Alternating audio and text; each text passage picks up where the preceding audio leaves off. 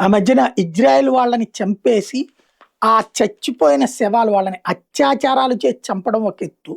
చంపి మరి అత్యాచారాలు చేయడం ఒక ఎత్తు. ఒప్పందంలో భాగంగా అమెరికా మధ్యవర్తిత్వ కిందన హమాస్ వాళ్ళకిను, ఇజ్రాయెల్‌కి కుదిరిన ఒప్పందంలో భాగంగా కొంతమందిని ఒకళ్ళకొకళ్ళు ఇచ్చుకున్నారు. అందులో బిబాస్ ఫ్యామిలీని అట్లాగా హ్యాండ్ ఓవర్ చేసింది హమాసు, ఇజ్రాయెల్‌కి.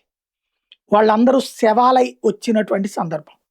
ఇప్పుడు ఆ వ్యవహారంలో ప్రతీకారం తీర్చుకోవాలని అప్పటినుంచి ప్లాన్ చేసుకున్నటువంటి ఇజ్రాయెల్ మొసాద్ ద్వారా ఎవడైతే ఈ మొత్తానికి ఈ బిబాస్ ఫ్యామిలీ 10 మందిని ప్రాణాలు తీసి అత్యాచారాలు చేసిన రాక్షసుడు ఎవడంటే అనాస్ మహమూద్ అహ్మద్ హమ్దాన్ అని తేలింది.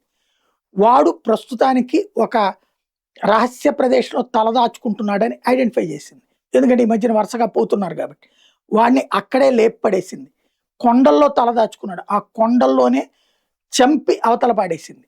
ఇజ్రాయెల్ డిఫెన్స్ ఫోర్సు మొసాదు వదిలిపెట్టదు వాళ్ళ దేశానికి నష్టం కలిగించిన వాళ్ళదని మరోసారి నిరూపణ అయింది.